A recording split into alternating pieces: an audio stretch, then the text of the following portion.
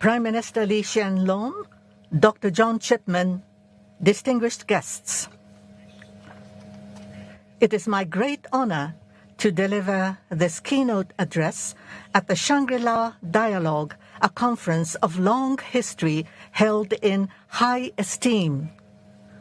I would like to share with all the participants gathered here today how I perceive the current severe situation facing the international community and look ahead to the future we should all aspire to. There is no better place than this Shangri-La Dialogue to deepen such discussions. This is because Asia is indeed the center of gravity of the ever-expanding global economy, accounting for nearly 35% of it, and because the region continues to enjoy growth characterized by diversity and inclusiveness, with ASEAN upholding unity and centrality at its core. With the very foundations of the international order being shaken by Russia's aggression against Ukraine, the international community now stands at a historic crossroads. The last time the world faced such a major turning point was some 30 years ago. That was around the time that the Cold War, a period when the world was divided into two camps and people were afraid that the two sides' cold antagonism might heat up again. The Cold War came to an end and the post-Cold War era began. In an address to the Japanese Diet, Prime Minister Kiichi Miyazawa, who went before me as both a fellow legislator from Hiroshima and the leader of the Kochikai, the policy group I belong to, characterized the post-Cold War era as the start of an era of building a new order for global peace. In his speech to the Japanese parliament, squarely addressing the reality that Japan was called upon to play a greater international role in the security arena, Miyazawa, after an extensive debate in Japan, managed to get the Peacekeeping Operations Cooperation Act passed, and he deployed Japan's self-defense forces to Cambodia based on this act. With some 30 years having passed since Miyazawa's time, in what kind of era are we now living? Since the pandemic broke out, the world has become even more uncertain. Amidst continuing economic disruption, we have come to recognize the importance of reliable and secure supply chains. Then, as the world was still recovering from the pandemic, Russia's aggression against Ukraine occurred. No country or region in the world can shrug this off as someone else's problem. It is a situation that shakes the very foundations of the international order, which every country and individual gathered here today should regard as their own affair. In the South China Sea, are the rules really being honored? Neither international law, in particular, the United Nations Convention on the Law of the Sea, to which all relevant countries agreed after years of dialogue and efforts, nor the award rendered by the arbitral tribunal under this convention is being complied with. In the East China Sea, where Japan is located, unilateral attempts to change the status quo by force in violation of international law are continuing. Japan is taking a firm stand against such attempts. Peace and stability across the Taiwan Strait, which is located between these two seas, is also of extreme importance. Unfortunately, much of activities not respecting people's diversity, free will, and human rights is also taking place in this region. Furthermore, since the beginning of this year, North Korea has repeatedly launched ballistic missiles, including a new type of ICBM with unprecedented frequency and in new ways. As such, North Korea is strengthening its nuclear and missile activities in violation of UN Security Council resolutions, posing a clear and serious challenge to the international community. It is deeply regrettable that the recently proposed Security Council resolution was not adopted as a result of the exercise of the veto. The abductions issue, which is a top priority for my administration, is also a serious violation of human rights.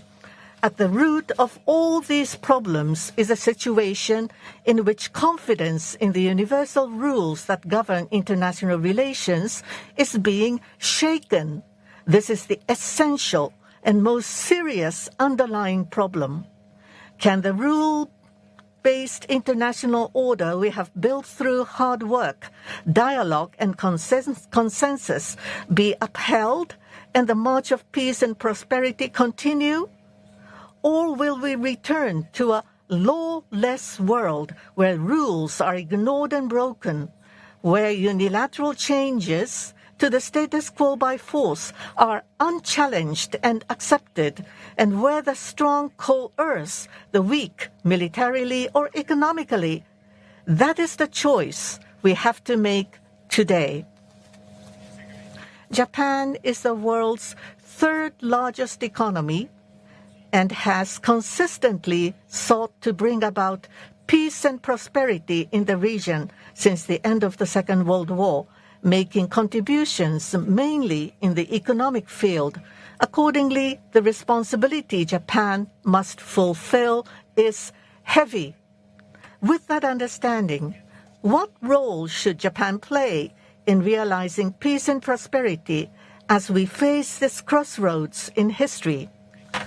While focusing on universal values that everyone should respect and defend, we must firmly hold aloft the banner of our ideals for the future, such as a world without nuclear weapons, while also responding astutely and decisively as the situation demands.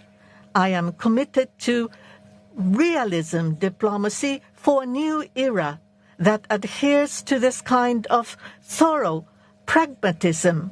In the midst of all this, Japan will not lose its humility, flexibility in valuing diversity, or tolerance that respects the individuality of others.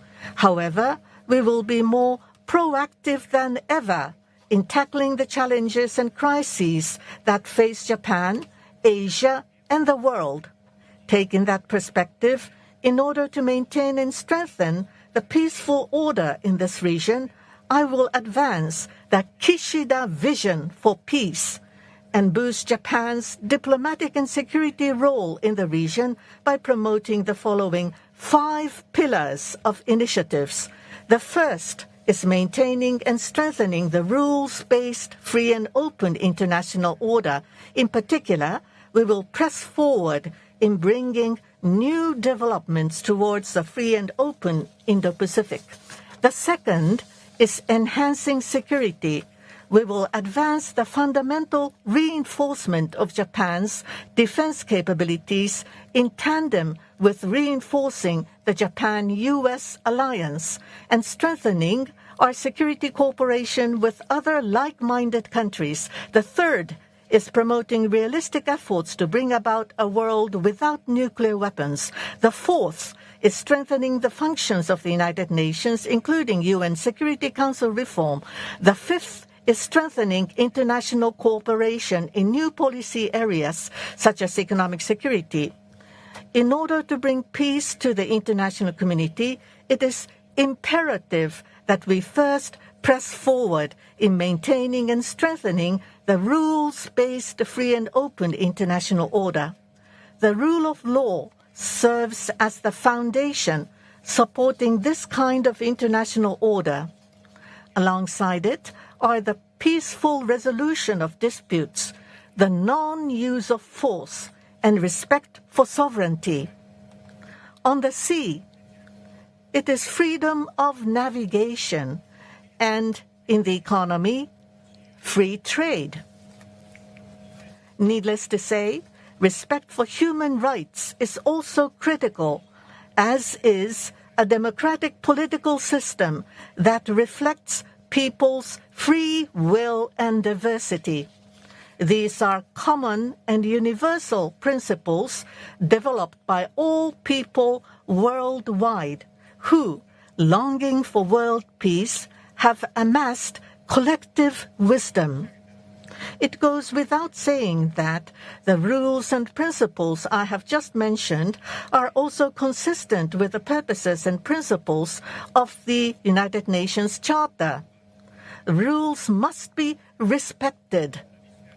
Even if they become inconvenient, one cannot be allowed to act as if they did not exist, nor can one be allowed to unilaterally change them. If one wants to change them, a new consensus must be made. Japan has been promoting a free and open Indo-Pacific with a view to maintaining and strengthening the rules-based free and open international order in this region. And the vision we have advocated has come to gain broad support in the international community. Japan has consistently and vigorously supported the ASEAN outlook on the Indo-Pacific, which ASEAN has developed as its own basic policy. Looking around the world, a variety of actors, including the United States, Australia, India, the United Kingdom, France, Germany, Italy, the Netherlands, and the European Union, have all laid out visions for the Indo-Pacific. Sharing a common grand vision, like-minded partners are each taking action on their own initiative, not at the behest of others.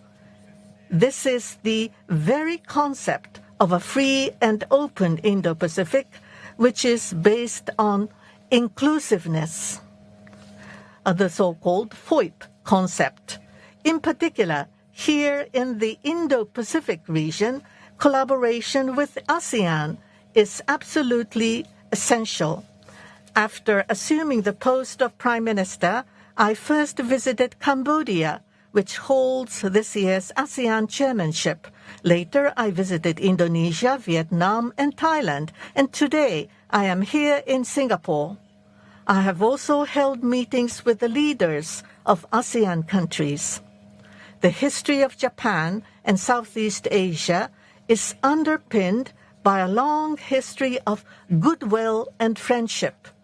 After the war, Japan supported the development of Southeast Asia, and Southeast Asian countries extended a helping hand to Japan in our recovery from the unprecedented earthquake and tsunami disaster.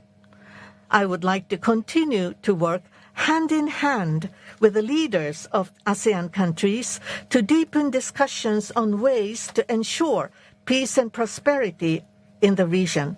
Along with ASEAN countries, Pacific Island countries are also important partners for the realization of FOIP, or Free and Open Indo-Pacific.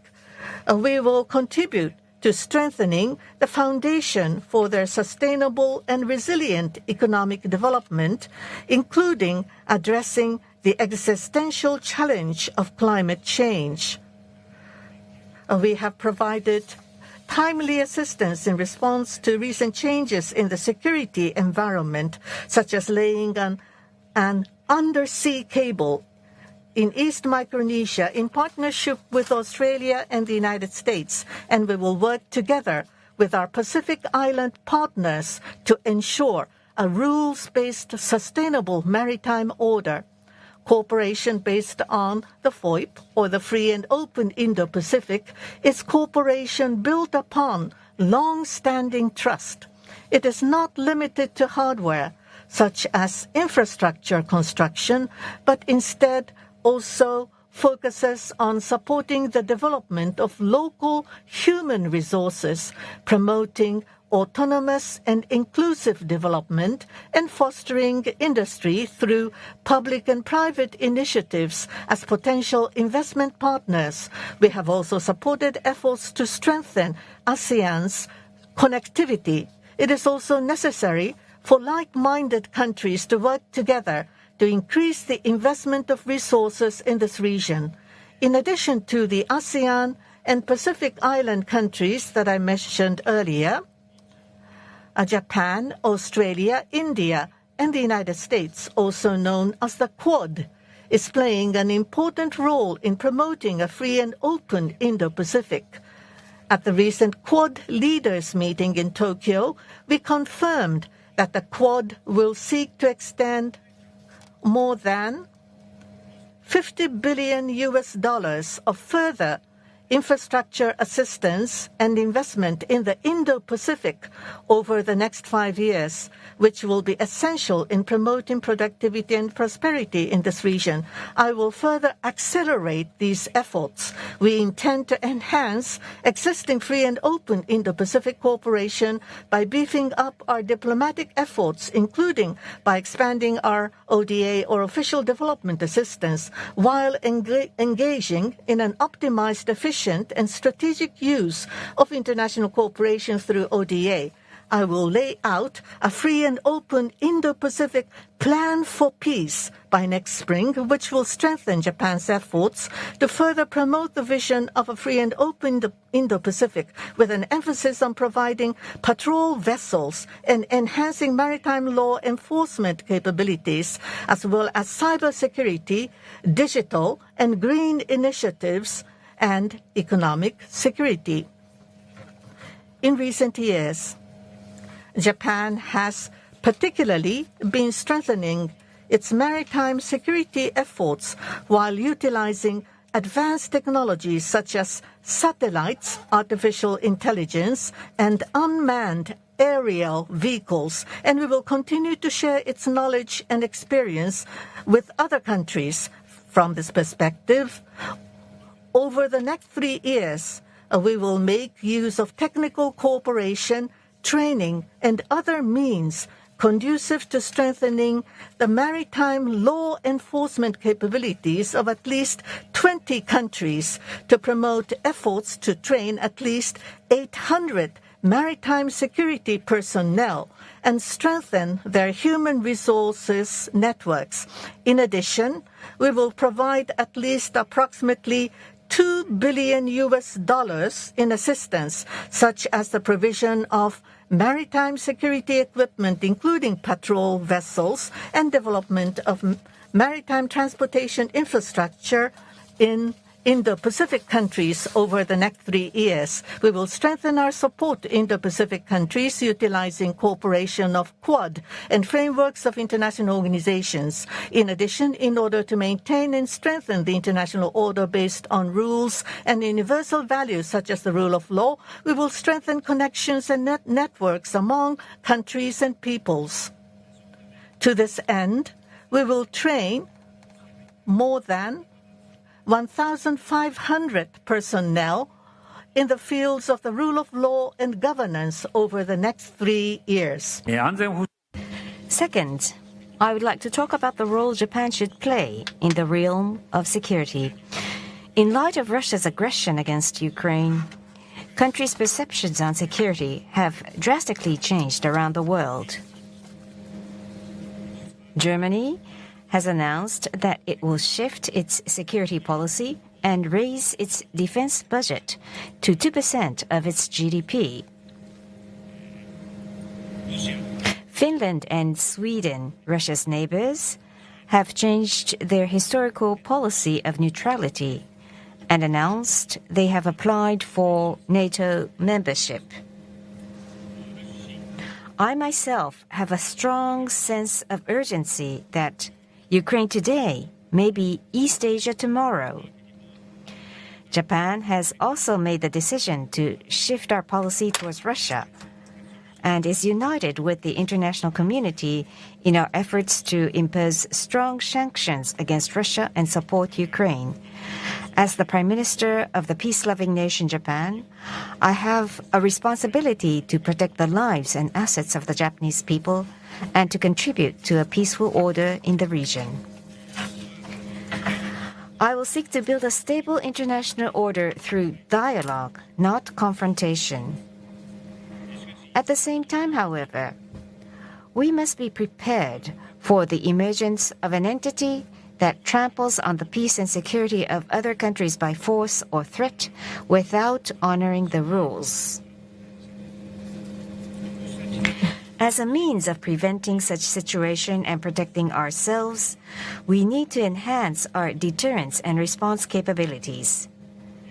This will be absolutely essential if Japan is to learn to survive in the new era and keep speaking out as a standard bearer of peace. As the security environment surrounding Japan becomes increasingly severe, we will set out a new national security strategy by the end of this year. I am determined to fundamentally reinforce Japan's defense capabilities within the next 5 years and secure substantial increase of Japan's defense budget needed to effect such reinforcement. In doing so, we will not rule out any options, including the so-called counter-strike capabilities, and will realistically consider what is necessary to protect the lives and livelihoods of our people. To all of you, I stress that Japan's posture as a peace-loving nation will remain unchanged. Our efforts will proceed within the scope of our Constitution and in compliance with international law in a manner that does not alter the basic roles and missions shared between Japan and the United States under our alliance. We will continue to explain our approach to other countries in a transparent and thorough manner. No country can ensure its security entirely on its own. That is why I will promote multi-layered security cooperation with like-minded countries that share universal values, positioning the Japan-US alliance as the linchpin. In my meeting with U.S. President Biden during his recent visit to Japan, he strongly supported my determination regarding Japan's defense capabilities. We were also in full agreement on expanding and deepening Japan-US security and defense cooperation. We will further reinforce the deterrence and response capabilities of the Japan-US alliance, which has become the cornerstone of peace and stability in not only the Indo-Pacific, but also the entire world. At the same time, we will actively promote security cooperation with Australia and other like-minded countries. Prime Minister Lee Hsien Loong, I am extremely pleased to begin negotiations with Singapore to conclude a defense equipment and technology transfer agreement. We will continue to promote our efforts to conclude such defense equipment and technology transfer agreements with ASEAN countries and materialize specific cooperation projects according to their needs. Regarding reciprocal access agreements or RAAs, following the signing of an agreement with Australia in January, we have recently reached an agreement in principle with the United Kingdom. Japan will work closely with like-minded partners in Europe and Asia towards the conclusion of these agreements.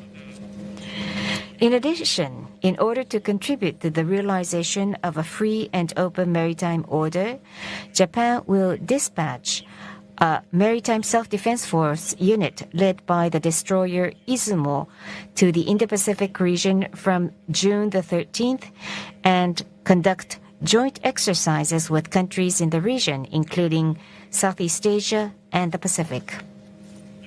Third, we will do our utmost towards achieving a world without nuclear weapons. Amid the crisis in Ukraine, the use of nuclear weapons by Russia is being discussed as a real possibility. We must not repeat the scourge of nuclear weapons. The threat of nuclear weapons, let alone the use of them, should never be tolerated. As the Prime Minister of the only country that has suffered the devastation of atomic bombings, I strongly appeal for this. The ramifications of Russia's threat to use nuclear weapons are not limited to the threat itself. The threat may have already caused serious damage to the nuclear non-proliferation regime. It may have already made it even more difficult for countries seeking to develop nuclear weapons to abandon their plans. Moves to develop and possess nuclear weapons might even spread further to other countries. These are among the various concerns that have been voiced. Even before the Ukraine crisis, North Korea frequently and repeatedly launched ballistic missiles, including ICBM-class missiles, and we have grave concerns that yet another nuclear test is imminent. The non-transparent buildup of military capacity, including nuclear arsenals that can be seen in the vicinity of Japan, has become a serious regional security concern. The return to compliance with the Iran nuclear agreement has not yet been realized. I must admit that the path to a world without nuclear weapons has become even more challenging. It is, however, precisely because of this extremely difficult situation that I, Prime Minister with roots in Hiroshima, where an atomic bomb was dropped, have decided to speak out, work tirelessly to reverse the current situation, and contribute to any scale of improvement towards achieving a world without nuclear weapons. There is no contradiction between ensuring Japan's national security while squarely facing the reality of the harsh security environment surrounding Japan, and, at the same time, advancing towards the ideal of a world without nuclear weapons. Based on the relationship of trust we enjoy with the United States, our sole ally, Japan will present a roadmap that will take us from the reality to our ideal and press forward with realistic nuclear disarmament efforts. Greater transparency of nuclear forces is what underpins such efforts. It serves as the first step in supporting the irreversibility and verifiability of nuclear disarmament and in building trust among nuclear weapon states, as well as between nuclear weapon states and non-nuclear weapon states. Mindful of the non-transparent manner in which some countries have been increasing their nuclear capabilities, we call for all nuclear weapon states to disclose information regarding their nuclear forces.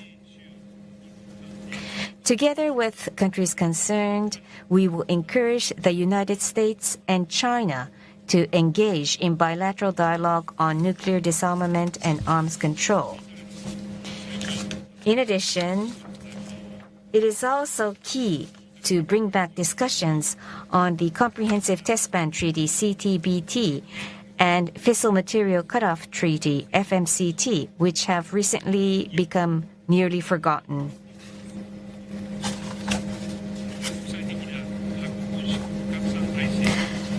More than ever, we need to maintain and strengthen the NPT, the very cornerstone of the international nuclear disarmament and non-proliferation regime. We will do everything to ensure that the NPT review conference in August, in which both nuclear weapon states and non-nuclear weapon states will participate, achieves a meaningful outcome. With the use of nuclear weapons now becoming a real possibility, reminding the world once again about the scourge and inhumanity of the use of nuclear weapons is vital. As the only country to have suffered the devastation of atomic bombings, Japan will seize every opportunity including the upcoming conference on the humanitarian impact of nuclear weapons, to convey the stark realities of atomic bombings to the world. Further, with a view to further bolstering discussions taken by the group of eminent persons for substantive advancement of nuclear disarmament, which I established when I served as Foreign Minister, and to rekindle the momentum for international nuclear disarmament, we will establish the International Group of Eminent Persons for a World Without Nuclear Weapons. This group will enjoy the involvement of incumbent and former political leaders of various countries, and our plan is to hold its first meeting in Hiroshima this year. With regard to North Korea, working towards the complete denuclearization of North Korea in accordance with the UN Security Council resolutions, Japan, the United States, and the Republic of Korea will work closely together in the areas of regional security, deliberations at the United Nations, and diplomatic efforts. And Japan will further act in cooperation with the international community as a whole. Through each and every concrete effort, we will strive to move step by step towards a world without nuclear weapons. Fourth, no time can be lost in reforming the UN, which should serve as the guardian of peace. Russia, a permanent member of the UN Security Council, a body having primary responsibility for maintaining international peace and security, has engaged in an outrageous act that has shaken the very foundation of the international order, causing the UN to face a time of trial. Japan's stance of attaching importance to the United Nations remains unchanged. Since my time as Foreign Minister, I have been actively working towards the reform of the UN. Now, having assumed office as Prime Minister, I have taken advantage of summit-level diplomatic opportunities to hold discussions with leaders of various countries on ways to strengthen the functions of the United Nations. UN reform is not an easy task, given the complexity of the intertwined interests of various countries. But Japan, as a peace-loving nation, will lead discussions to strengthen the functions of the United Nations, including the reform of the Security Council. Japan will join the UN Security Council starting next year, and in the Security Council too, we will work tirelessly. At the same time, we will also seek a way forward for global governance that responds to the new challenges in the international community. Finally, I would like to discuss international cooperation in new policy areas such as economic security. In the midst of an unprecedented pandemic, the vulnerabilities of the global supply chain have come to the fore, exerting unjustifiable economic pressure on other countries to impose unilateral claims or intentionally disseminating disinformation can also never be accepted. The aggression against Ukraine has made us even more aware of the clear and urgent need to make our own economy more resilient, as it directly affects our everyday lives. Taking into account that the economy is directly linked to national security and that areas such as cybersecurity and digitalization are becoming increasingly important for national security, we will promote economic security initiatives to ensure the security of the nation and our people from an economic perspective. In Japan, to address this challenge, the Economic Security Promotion legislation was enacted under my leadership.